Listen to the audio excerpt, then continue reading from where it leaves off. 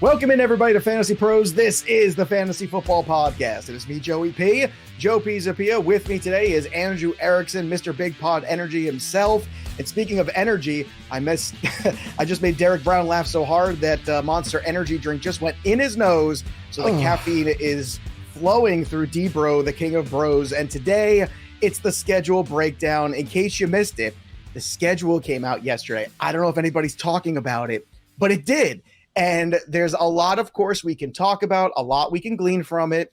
Some of it will be right, some of it will be wrong. The schedule in the NFL is a living, breathing organism. A few injuries here and there can change the complexities of that schedule for many different teams in a split second. But it's fun to go through. It's fun to talk about some of the games we want to see, some of the players we think the schedule might favor early and late, and of course, give you all the information we possibly can, because that's what we do here at Fantasy Pros. We get you prepared. And speaking of prepared, Andrew Erickson, I know you've got big events. You've got a birthday cake to pick up after the show.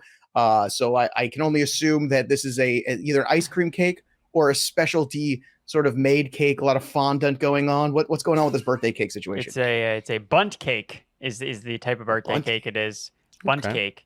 And it's for my fiance, and that's why I can't miss it, or else I will be dead tomorrow. So I need to make sure that I have the bunt cake. I need to have a bunt cake is like for the birthday party. Though. A bunt cake is kind of simple. I was expecting a fancy sort of thing there. I was a little let down by the bunt cake. D-Bro, how is the nasal cavity, number one? And number two, how jacked up right now are you on caffeine now that it's gone straight to your brain? Dude, we turn the mics on, and right before we go live, I suck energy drink like into my soul. I couldn't even breathe for like a good 30 seconds or a minute. We're about to go live, and I turn like 5 shades of red and purple and can't breathe. And Erickson's over here talking about his bunt cake. I'm like, dude, I may be dying from suffocating from energy drinks here. So I mean, everybody's got their own issues and stuff. But yes, we need to get Erickson off of the show on time. He's got to pick up pastries and such because we don't want the first step like you talked about, Joe, way back when he was stuck in Aruba. You don't want the first step to being on the waiver wire of life. So we got to make sure the man gets the cake. Okay. Speaking of pastries, Napoleons are the 1-1 of pastries, in my opinion. Don't at me. Or at me. I don't care. If you got a different opinion about it, go ahead. At Joe Pizza P17. I love the don't at me. Like, no, you can at me all day long. Go for it. All right, let's start here with the winners and losers. It's the thing that we love to talk about most here. The teams that, at least from a perception standpoint, seem to have come out squeaky clean here from what the schedule release was. And there were some fantastic matchups. I mean, some of these Sunday night football games are amazing. We've got some phenomenal 4:00 games going on because of the Western Division that we talk so much about in the AFC. But let's start with you, Andrew, and tell me from your standpoint, who were the one or two teams that you felt like came out, at least theoretically, as winners from this schedule release that happened yesterday? For me, it's the Eagles. I think that when you look at their schedule, so the third easiest schedule to open the season through the first 4 weeks, second easiest schedule overall, because you look at the NFC East and it's horrible between the Cowboys, Washington, and the Giants. So it's something that I'm looking at where I have Jalen Hurts ranked, and I just continue to keep pushing him up the board. Like, I don't know how he's not a top 5 quarterback across the board. Like, his schedule is so easy. He has the mobile upside. He has A.J. Brown. Like, there's no reason to not continue to just keep pushing him up the rankings. So you look at the Eagles' first couple matchups: Lions, Vikings, Commanders, Jaguars, Cardinals.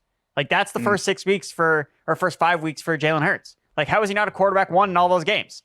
Something that he's done. You look at his starts over the past 2 seasons, 85% of his games, Jalen Hurts has finished as a top 12 quarterback. 85%. That's higher than Tua's completion percentage. Jalen Hurts, quarterback one. All right. So you got the Eagles. Give me another team that you feel like benefits from the schedule, at least in theory, as we're looking at it. I like the Denver Broncos, and it's not just because Russell Wilson gets to take on the Seahawks in week 1, which should be a lot of fun. It's after the fact. He's playing a bunch of defenses and suspect secondary: San Francisco, Atlanta, the Lions. So I know that I'm really high on Courtland Sutton, and the fact of the matter is when Russell Wilson has a really great schedule to start the season, I think that's really good for Courtland Sutton. And then you look at the playoff schedule for the Denver Broncos. I know it's going a little bit ahead of, but you got the Chiefs, just a tad, the Rams, and the Cardinals. Just games that should profile as shootouts. So the Broncos across the board, as a team that you're looking at, the AFC West is obviously stacked up and down the board. I think the Broncos are kind of that boom bust team where if Russell Wilson does deliver, what he's capable of doing, I think this team's going to make some noise. So the Eagles and Broncos for me are winners. And it's interesting because the Broncos, I think a team with Russell Wilson that I think Russ has a little something to prove here. So a little softer schedule at the front can only build the confidence as they start to come together as a unit. And I think that's going to serve them well as they get into that later part of the season. As you mentioned, it gets a little bit tougher, a little bit more challenging, but that's not necessarily a bad thing from a fantasy standpoint because you're getting more points. Derek Brown, let's go to you here. Give me a team that you believe is a winner based on what you saw yesterday in the scheduled release.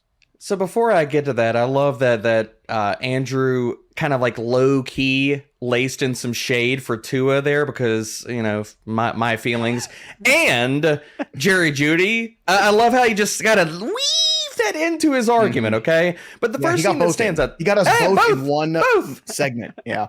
Mm-hmm. You love to see it. So I got to point that out there first. But the team that stood out to me was the Cleveland Browns. I mean, outside of divisional games, you're looking at they have non-divisional games against the Panthers, the Jets, the Falcons, the Texans, and the Commanders.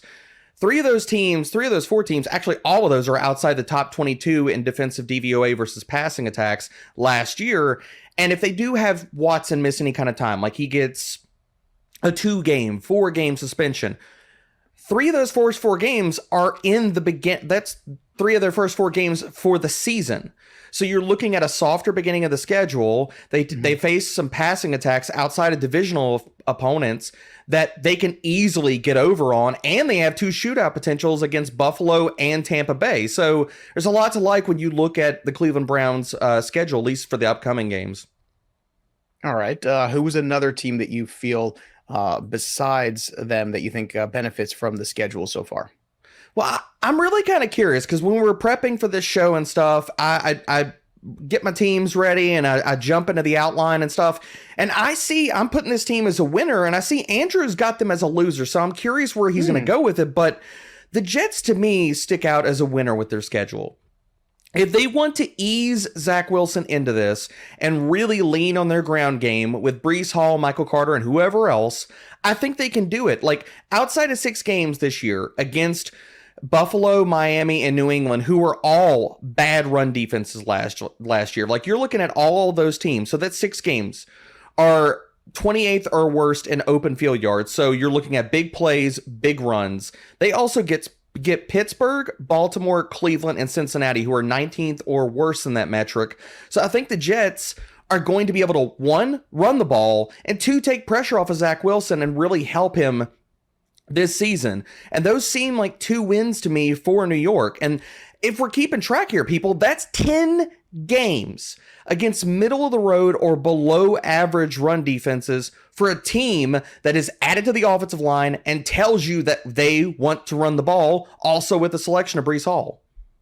All right, Andrew Erickson, Derek Brown has the Jets as a winner. You've got him as a loser. Tell me why.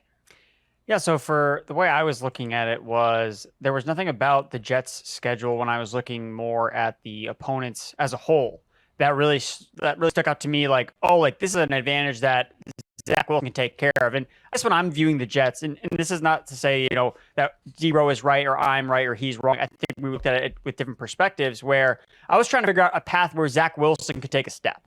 And the way that D-Bro kind of pointed out was he was highlighting the run game. And I think that he's spot on with that. I was trying to find an outlet where Zack Wilson, okay, here we go. Like, this is the stretch of games where he can take a step forward. And I'm like looking up and down the board. And I'm like, oh yeah, the Jets have the 27th most difficult schedule overall. That's horrible. That's not good for Zack Wilson. And yes, if we have to sacrifice all the Jets receivers, Breece Hall, I'm all for that. But it kind of sucks though, because we're not going to get to see Elijah Moore or Garrett Wilson or some of these other guys actually really take off in this offense. So that was it for me. I was concerned more about the passing game. And I guess the only knock on the run game would be if all those teams are better than the Jets, how much are they going to be able to run, in the second half if they're trailing in points? Like, are they going to be able to establish the run? So those are my question marks. And I guess it really points back to maybe Zack Wilson is really the more of the specific loser of the Jets schedule, not the entire team, where I do think Breece Hall, D-Bro makes a lot of good points about. Okay, so you've explained yourself about the Jets being a loser potentially, or more Zack Wilson being a loser. Who's another team that you think the schedule really doesn't favor from what you've seen so far, Andrew? Oh, Pittsburgh Steelers. I think that this one is really obvious. They have a really tough schedule to kind of start the year with road matchups, and I just don't like. I don't know how many Pittsburgh Steelers I'm going to have in my fantasy football teams. Honestly, like that's kind of how I feel about it. You have question marks at quarterback with Trubisky and Kenny Pickett, and you have them going up against the Patriots Thursday night against the Cleveland Browns. They're facing the Bengals, AFC reigning champions. So I'm trying to find and spin a story where Kenny Pickett rises above and they have a very tough schedule and he gets it done for all of these weapons in this offense. And I don't see that from the Pittsburgh Steelers. You look at their projected win total, 7.5. It's not too late to hit the under on Pittsburgh's win total. That's all I'll say. Yeah, and look, the Ravens did a great job in the draft adding a lot of those defensive pieces. So, I mean, that their in-division opponents alone is going to be very tough. Derek Brown, who are the losers for you when it comes to the schedule from what you saw yesterday? Well, I'm going to kick this off by staying in the AFC North. I think the Bengals, we need to, and I'm not going to say like definitely pump the brakes, but we do need to kind of look at their schedule and understand that it's a tough road. And I'm talking about outside of the 4 games in the division where they got against the Steelers and the Ravens. Oh, and guess what? Make it 6 against the Browns, who were all top 11 teams in DVOA versus passing last year. You add in 7 other games against Dallas, Miami, New Orleans, the Patriots, the Bucks, Tennessee, and Buffalo, who are also all in the top 12 in pass DVOA, defensive DVOA. And now you're looking at a schedule legit like that. What's that? 13 games against top 12 defenses. So it's not great. Now, I'm not saying that the Bengals don't have the talent. Obviously, we know Jamar Chase and Joe Burrow can get it done. But if we're looking at them, is it a team that I'm going to necessarily heavily target in, say, best ball formats and things like that, who every one of these players, their ADPs are through the roof? I think it's a team I'm going to get exposure to, but I'm going to temper some of that exposure because of the schedule. They're going to stare down the gauntlet this year. All right. So you've got the Bengals, another team potentially a loser, Derek, in your mind? Yeah, I think it's the Minnesota Vikings. For a team that really didn't do anything to help their offensive line, we know that Kirk Cousins has problems against pressure. This is spelled out in his metrics. His pressure accuracy drops to 29th. His pressure completion rate is 17th. And you're looking at a Vikings team that, good Lord, they allowed the 8th highest pressure rate for Cousins last year, and they get 5 defenses in the top 12 of pressure rates to begin the season and lace throughout their schedule. For a team that, honestly, I was surprised they didn't do some other things and really kind of try to shore up that offensive line.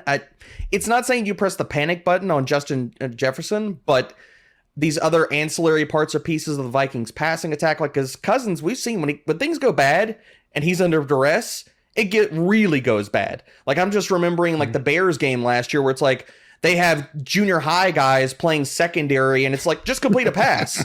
And Akeem Hicks is running up the middle like, no, baby, you ain't getting nothing. And Kirk Cousins just falls apart. So, I mean, we've seen it before. We could see it again in 2022.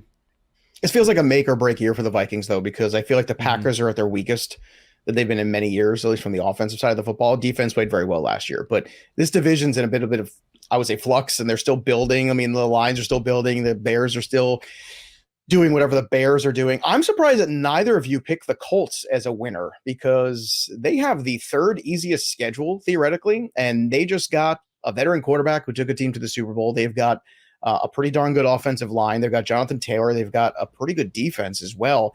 That's a team. I mean, all they've got to do is take it to Tennessee twice, and if they do, I feel like they're going to be a playoff team, and they're going to be very much in control of that division if they can take it to Tennessee. So those are the winners and losers, at least on the 13th of May. At least that's where we're at right now. Let's go to the individuals. So let's get to some of the guys that we think early season might benefit some of these players based on schedule, based on the kind of player they are in the situation, the matchups.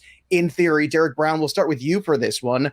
Give me some of the players that you looked at where you felt, man, this schedule to me benefits this player, especially early on in the year. So there's 3 players that stuck out to me. One being DeAndre Swift. If you look at his first 4 matchups, 3 of them are against teams that were terrible. They gave it up to receiving backs last year. And some of this, like, yes, we're talking about schedules and you're looking at like what's noise versus substance and things like that. You are looking at some of these teams do this religiously year after year after year, or it's because they run zone heavy schemes. So you see certain teams, and I'm going to talk about the next one, that are bad versus certain positions year over year. And this is going to be true for DeAndre Swift. Like, Washington gave up the most receiving touchdowns to running backs last year. Seattle and Philly were top 3 both in receptions allowed to the running back. Like, Seattle was historically bad versus receiving backs. So DeAndre Swift's a guy that I'm going to be targeting in drafts, and I think he's going to start out the year on fire. This next one is disgusting, and I can't believe I'm saying it because I give him so much shade because he's so freaking inefficient. But if you're looking for a streamer, at least we're sitting here in May talking about this. All right, I'm ready. Evan Engram, I think, has a really standout schedule to begin the year. And this is not a name I thought I was going to be saying, but here we are, people. And I talk about, again, these defenses that you can pin every single year being good or bad versus certain things. He gets Washington, who allow the 13th most receptions versus tight ends. Then he gets Indy, the Chargers, and Philly, all zone-heavy teams that were all 21st or lower in DVOA versus the position. As a player that I am not in on full season, I will take him, and if I'm looking at just piecing together the tight end position and waiting for a breakout guy, Evan Engram falls into that bucket. And the last guy I'm going to get in here is my stud, my man crush always, is Cam Akers. I was not going to sit here and talk about schedules and not talk about Cam Akers. His first 4 games, 2 of those, at least 2 of the first 3, are against teams that were terrible versus the run. So I think it's a chance for Akers to start out the year really, really good. And if he fell to you in a draft and you're not big into Akers and you want to flip him, that's fine. He gets Buffalo and Arizona in 2 of those first 3 games, who are 27th or worst in open field yards. So if we're looking at a scenario and you draft Akers and he falls to you in the middle rounds and you're like, I don't really love him, I want to sell high, then you can get rid of him maybe after week 3. Speaking of selling high on Akers, going back to DeAndre Swift for a second, a back that's had some injury history now in the NFL for first 2 years of his career. If Swift gets off to the good expected start that you're thinking, is he also a trade target potentially to move at that point? Because we do know there's a downside to him in terms of health and durability. Is that something you should consider with Swift as well as Akers? It's possible, yeah. I mean, I'm not going to sit here and take that off the table. And some of this obviously depends on what you get back in trades, but I'm willing to sit here and deal Swift if he starts off that fast. And maybe you get a running back that doesn't start off great. Like we're talking about, Erickson mentioned the Steelers.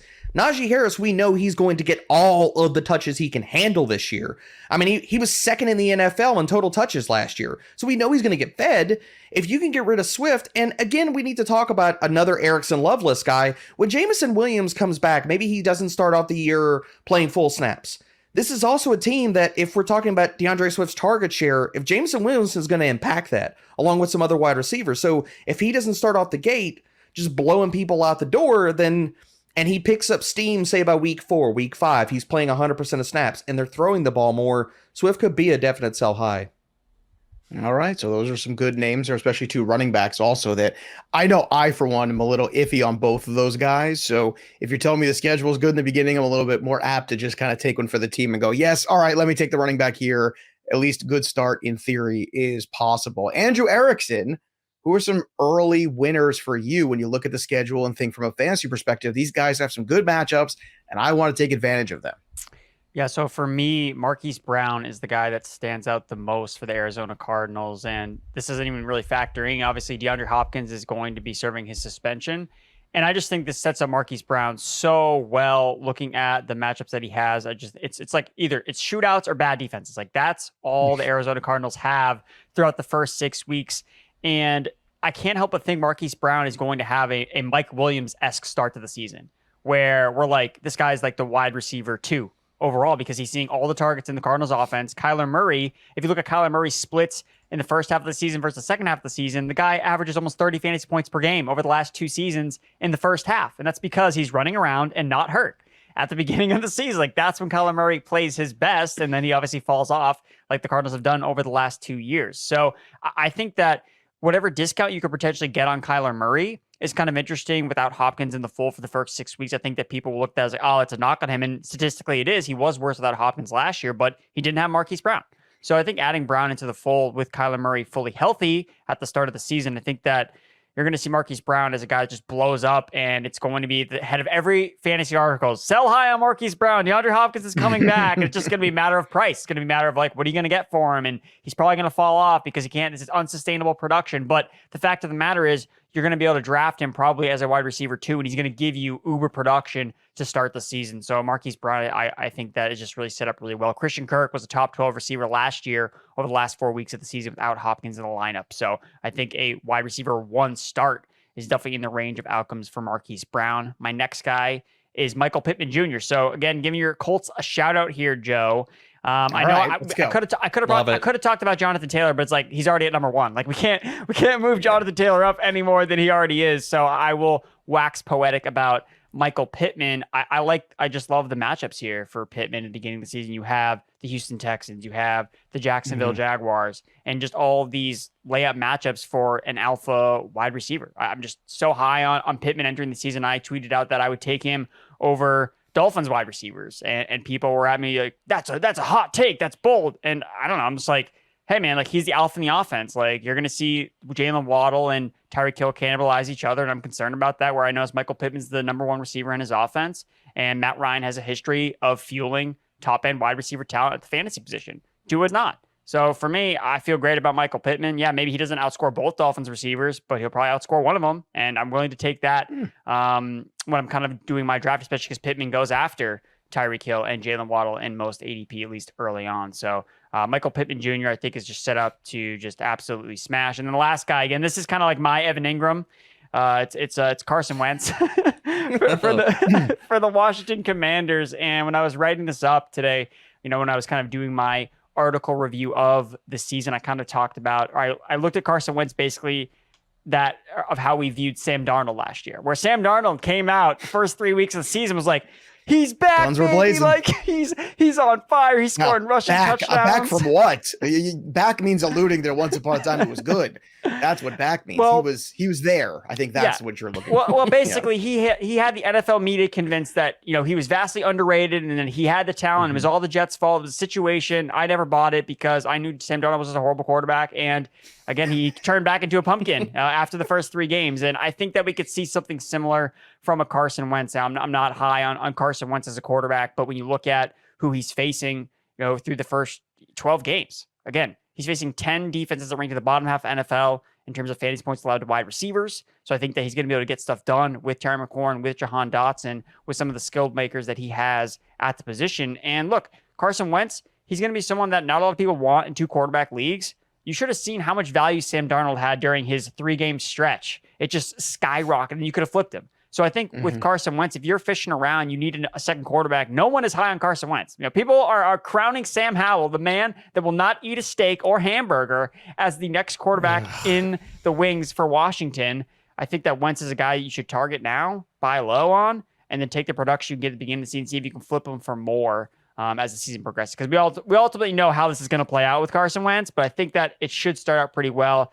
I am concerned one thing, though. He plays Jacksonville and Detroit the first 2 weeks. As long as he can get past his PTSD from last year when he played Jacksonville at the end of the season, I think Wentz could actually be a value, especially in 2 quarterback leagues to start the year. It's hard to trust a man who's never eaten a burger. I can understand not loving steaks. Like, I get that. Like, I like steaks. I like steaks, but, got to be in the mood for the steak for me personally. But the burger, like I'm always in the mood for a burger. Here's a question for you too. Is Wentz a guy that you can draft if you're waiting in Superflex leagues? Let's say you were aggressive on Trey Lance. So we're still waiting to figure out what that situation is going to be, or Deshaun Watson.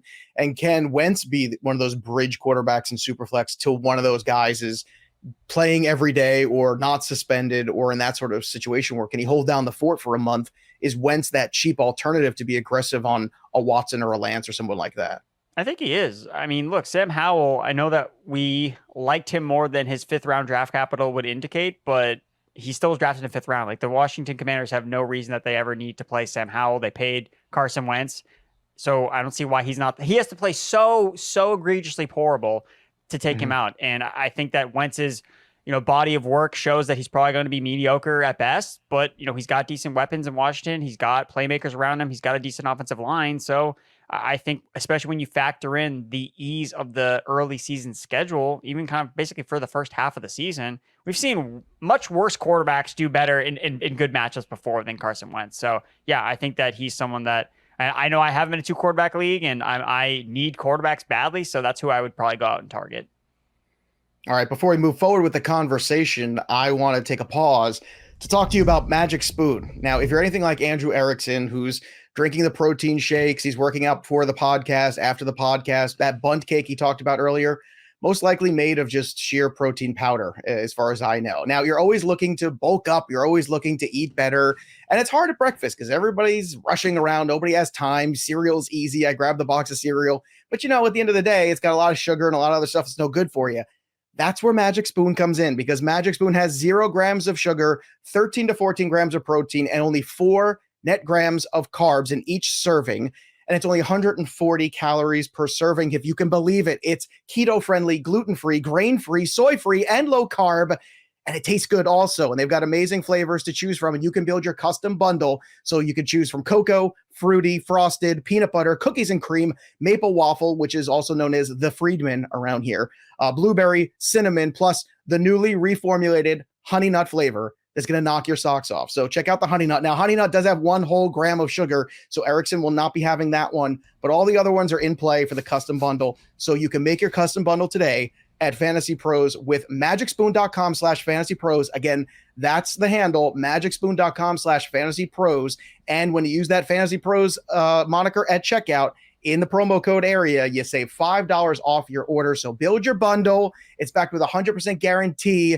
It's amazing stuff. It's delicious. I like it personally as a snack too. So like you're a little hungry in the middle of the day, you want a little extra something there. Instead of going for like the chips, you go for a little Magic Spoon. You put a little in a baggie there, and you sit there and you do a podcast. That's how you do it. But you can only do it at magicspoon.com/fantasypros. Again, $5 off of the Magic Spoon deliciousness, thanks to us over here at Fantasy Pros. So go get your $5 off and get your custom bundle today and get swole like Andrew Erickson with all the protein.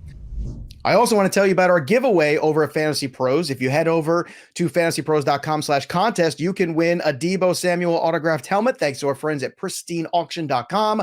All you got to do is subscribe to our YouTube channel, youtube.com/fantasypros. Click that little bell for notifications, screenshot your subscription, and send it over to fantasypros.com/contest. And that Deebo Samuel helmet can be yours. And it's best ball season. That's right, boys and girls. And we have got the best ball draft kit for you, the one that you need at fantasypros.com/best ball. That's the place to go for all the articles, the strategies, the roster construction advice, the ADP, the rankings. I mean, if you are playing best ball seriously, and I know you are, you need to go over to Fantasy Pros. And of course, if you're a premium subscriber of Fantasy Pros, you'll have more access to that best ball draft kit. So once again, go to fantasypros.com/best ball to get that best ball draft kit today. One more thing before we close the door on some of your guys. Andrew was talking about Pittman.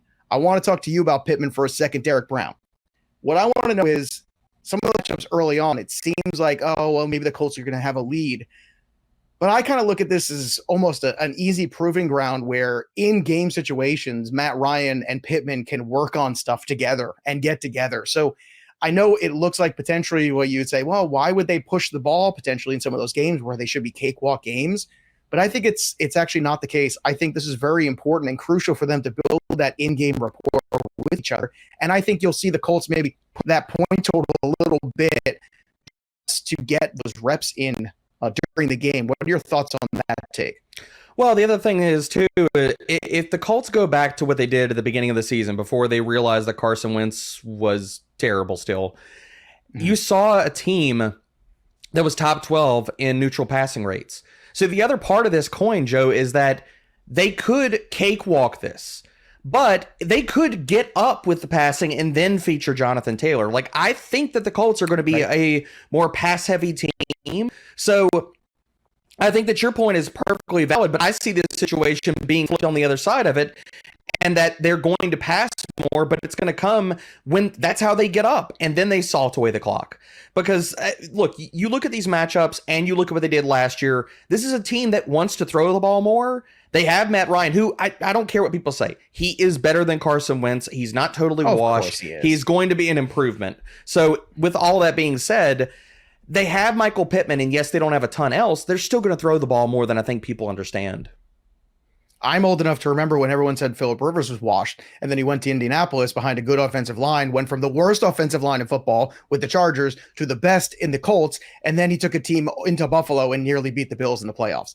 Just want to say, I remember that. I'm old enough. It means I'm 2. That's how I am to remember that. But still, I mean, why can't Matt Ryan go do the same thing? I think they felt like they were going to get that with Wentz. Just didn't happen. All right, let's get to the next part of our show, and we're going to talk a little bit about midseason breakouts. So we're talking like weeks 5 through 12 here, where some schedules might be a little bit more open, a little bit more beneficial, perhaps good for some of the younger players where you feel like this might be their moment to shine, or maybe guys off the waiver wire. I don't know. It's up to you guys to tell me. You're the smart people around here. I just say words. Derek Brown, why don't you start here? Give me a player that you think a breakout in these middle weeks based on the season schedule. Well, I mean, again, we're just talking about love list guys. I'm going to mention Drake London. I think the Falcons. Oh, that's a shock. I can't believe that. It's so weird, right? So weird. I've never done that before. Never done. Never done that. The pod. I need to reset the pod. Okay, we're good.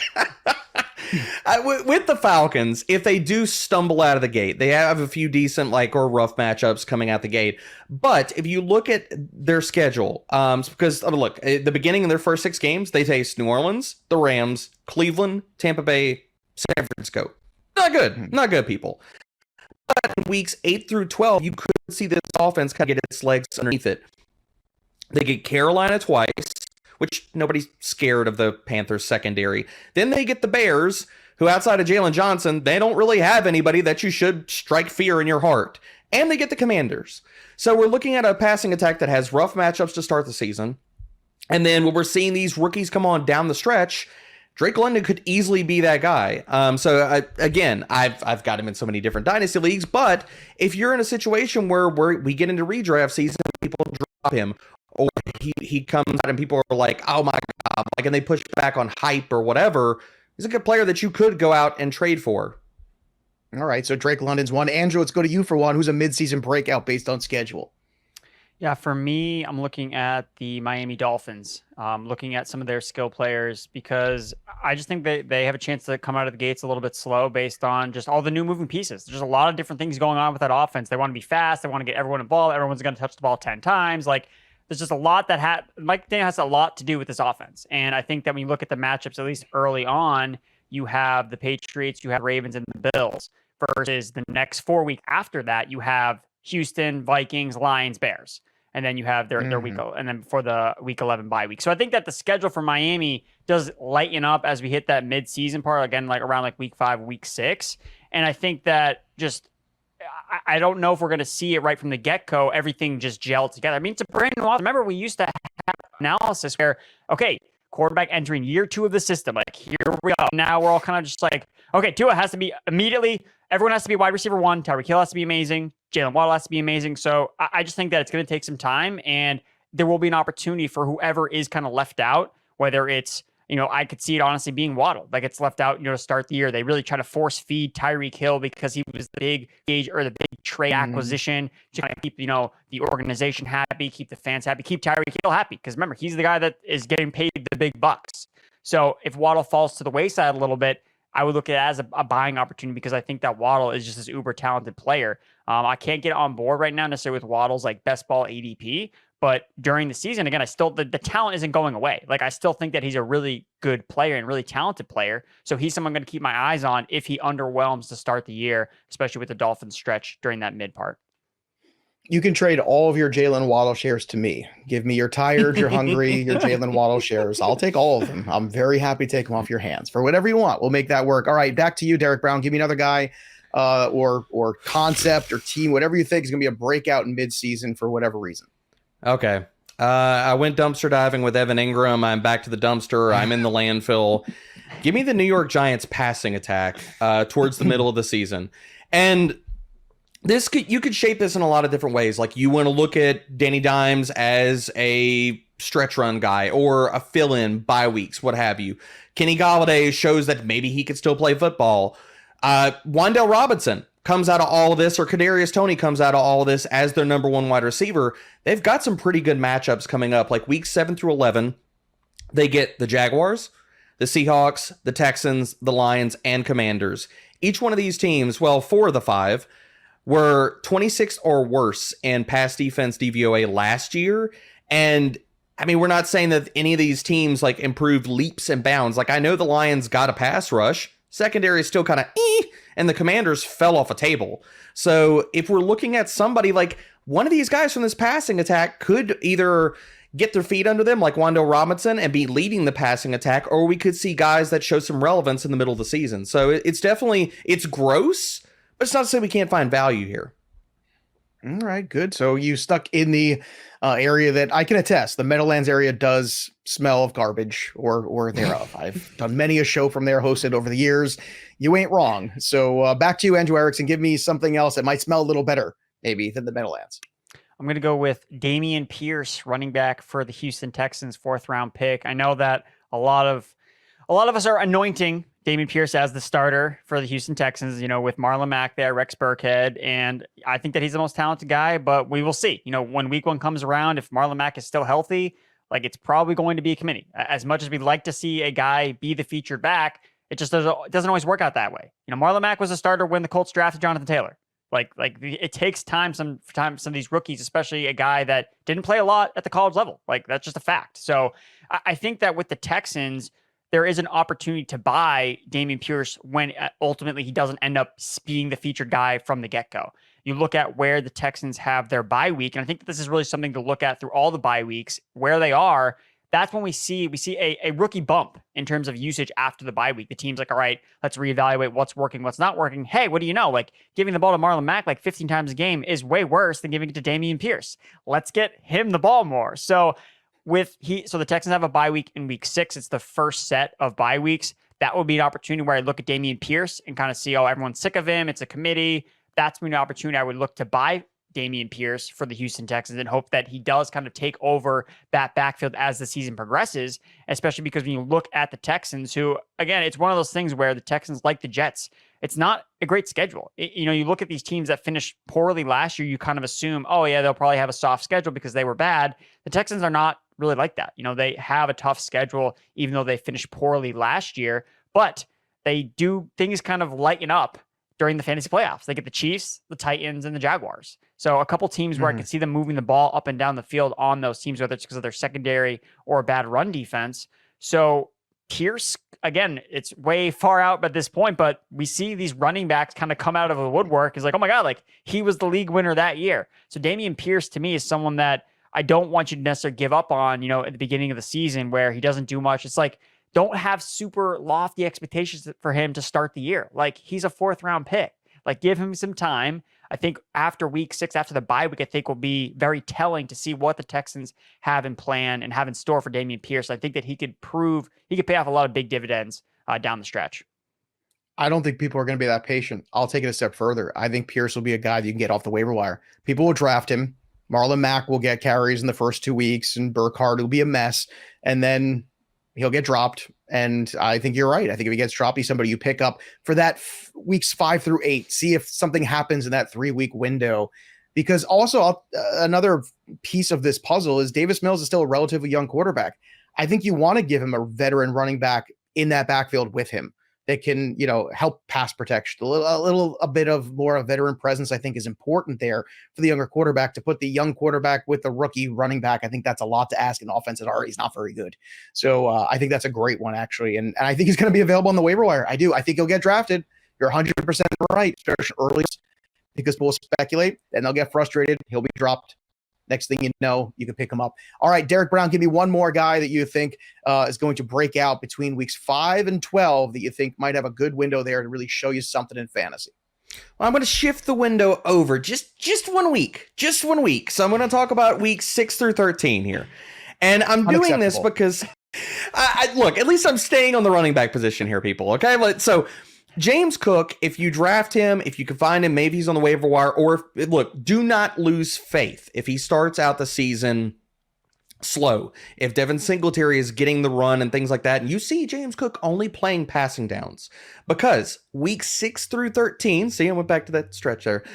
They have a laundry list of teams that are terrible against receiving backs, even if he's not getting the early down work. Like in this stretch, they play Kansas City, Green Bay, they get the Jets twice, the Patriots, and the Lions, who are all 23rd or worst in DVOA versus pass catching running backs. So we're talking about a stretch here where if James Cook is getting a lot of dump offs and stuff, he could easily be low end RB2, high end RB3.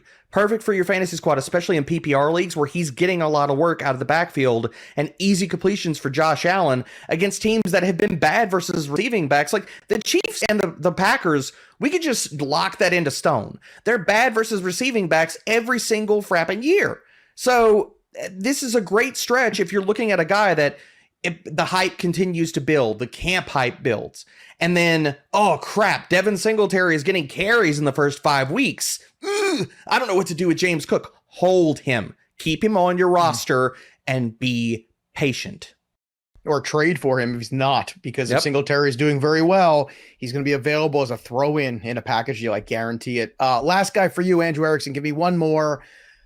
I don't know. Let's say weeks 4 through 11. I don't know what to do anymore. The whole show's been derailed now that the weeks have been adjusted. No, in all fairness, in the middle of the season or after the first month is over, give me somebody that you see having a good path here to fantasy points as the season turns over into October.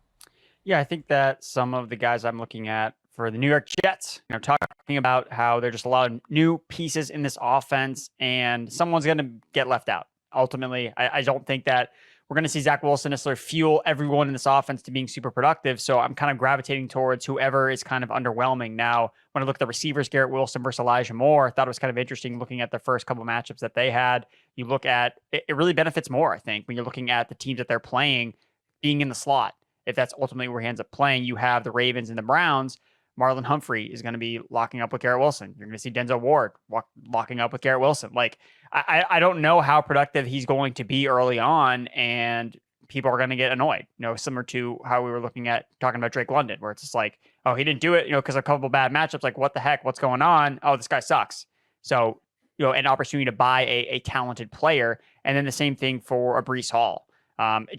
We know that Breece Hall is going to get volume in this offense, and it's just a matter of, what will the efficiency look like? That's kind of like the big question mark, just basically how good is this Jets offense? If he's scoring touchdowns, okay, great. Like, you're feeling great about drafting Breece Hall top 15, but then it's like, oh no, like, these are all empty calorie touches. Like, it's not working in this Jets offense. But the thing that, again, looking at playoffs, you look at who the Jets are playing, it's when the schedule opens up the most where they can be productive, and Breece Hall can kind of have a Jonathan Taylor-esque run down to the season, or David Montgomery was like at the beginning of, I think it was like 2 years ago, where it was these two running backs that those are the guys you needed to have to make your fantasy championship. Yep. So I think Breece Hall kind of fits that archetype where he's kind of like middling. He's kind of like chugging along all year long. You're like, oh, like, I guess I got to start Breece Hall because he gets touches. Like, it's going to be like a volume-based RB2 play every single week. And then boom, like the schedule lightens up. Breece Hall's on fire, and I feel like I feel like the articles are going to write themselves, like Breece Hall, buy low, fantasy championship, David Montgomery 3.0. Here we go. Those are all the hashtags for that article. I can feel them right now. All right. Let's take off the analyst hats and just be football fans for a second. Derek Brown, what were some of the matchups that you saw yesterday when the schedule dropped that you went, ooh-wee? Because I know that phrase comes out of your mouth from time to time. You went, ooh-wee, you got excited about, and you felt like this is going to be just fun from a football standpoint. I got to wrap my head around that type of slogan now. I don't want that part of my brand. Don't put that evil on me, Joe. Ooh-wee. No. I'd rather, no, can't do it. But the games that stood out to me, when I'm looking at the schedule, I can't even talk right now because you throw me off. Nobody makes you more uncomfortable than me, and I love it. It makes me so happy. Both before show, in show, after show. And after show. That's how I live. But anyway, back to the games that I want to watch this year. I mean, look, you have to be turning on every single time that the Chargers are going to tangle with the Chiefs. They get them twice this year. Justin Herbert against Patrick Mahomes is a marquee matchup. So definitely one that I'm going to be tuning into every single time, as well as week 12. And Andrew talked about the Dolphins getting their legs under them. Week 12, we get the Shanahan Bowl. Like, you get the Dolphins going against the 49ers. Yeah, sign me up for that. I mean, 75 rushing attempts for both teams. Tyreek Hill just sitting there, puffing his chest out saying, why the hell am I not getting the ball? It's going to be a fun time, people. Erickson, how about you? What are the fun times ahead for us on the schedule, in your opinion? All right, well, you got the hometown team. Patriots are playing on Thanksgiving on the night hour, so we'll be all coming back with our tummies filled with turkey, and I'll be trying to stay away. The last time that happened, was that the butt fumble? Is the last time the Patriots have played the night game on Thanksgiving? I think so. Yeah, that was legendary. Yes, I think legendary. That was the last time they played that late on Thanksgiving. Because I know that they played. I know they had played. I think it was Brady when they wore their red jerseys. Brady just like absolutely shredded the Detroit Lions, and he was like eating the chicken leg or whatever, or the turkey leg after the. Sorry, I'm not Sam Howell. I eat turkey, not just chicken. All the meats, all the proteins for Andrew Erickson. We established that earlier. No empty calories, no empty touches, and all of the protein we could possibly find in this podcast. Yes, for sure. And all of the Buffalo Kansas City matchups we can find. So there's a rematch between last year's massive playoff game, hoping that we get 100 points scored. I still want to see the next rendition of that Rams Chiefs game from Monday Night Football from a couple years back. Like, I want this game to be like that game. So Buffalo, Kansas City, I mean, that's stuff you got to get your popcorn ready for. And then I know I mentioned it already before, but Russell Wilson going to Seattle week 1. Like the schedule makers wasted no time making that like a marquee matchup to start the year. And I think you made a really good point where Russell Wilson, man, like, dude, that dude is going to come out firing. Like, I cannot imagine a world where he's like, no, like, I'm going to throw like 8 touchdowns in this game if I can. Like, you can't stop me. So Russell Wilson cooking on Monday Night Football, I think is going to be just. I'm going to be watching my guy Cortland Sutton catching multiple touchdowns. It'll be a great showing all around. If you were going there, I was. On that note, all jokes aside, wonderful stuff today, gentlemen. You brought fantastic research. Everybody is better off for having listened to the podcast. In all honesty, great stuff from you guys today. And of course, we'll be here with you, continuing to take you through all the fantastic content here at Fantasy Pros. And let's not forget also to get yourself some Magic Spoon. Head over to magicspoon.com/fantasypros and use that promo code FantasyPros at checkout to get $5 off your order. And that's not the only thing we've got going on, too, because we also have, of course, giving away that Deebo Samuel helmet thanks to our friends at Pristine Auction. So head over to youtube.com/fantasypros, sign up for our YouTube channel, become a subscriber of the YouTube channel at Fantasy Pros on YouTube, then screenshot that bad boy, bring it over to fantasypros.com/contest and join. You can get that Deebo Samuel helmet. And don't forget, we've got best ball draft kits available too. Our best ball draft kit is available at fantasypros.com/bestball. And we've got the best ball rankings anywhere, ADP, draft strategy articles, roster construction advice, you name it. We've got you all set for best ball, and it's best ball season now officially. Forget it. The schedule's out. Let's go. And if you want to get the most out of that draft kit, you have to be a subscriber. So go to premium today. Again, go premium on fantasypros.com/bestball. Be a premium subscriber. You get access to the Discord channel and all of its glory. You get so many perks. Andrew Erickson will come to your house and start training you at home. We'll get Monster Energy drinks from Derek Brown, all when you become a premium member of Fantasy Pros. But in all honesty, if you're playing fantasy football seriously and you're not a premium member of Fantasy Pros, I got to question your life choices. So go and do that today. That'll do it for us, but the story of the game goes on. For Andrew Erickson and Derek Brown, I'm Joey P. We'll see you next time, kids. Thanks for tuning in to the Fantasy Pros YouTube channel. Don't forget to check out our featured videos. And while you're at it, make sure to follow us on Instagram, Facebook, and Twitter at Fantasy Pros, so you can get the latest news and updates to give you the edge you need in your fantasy league.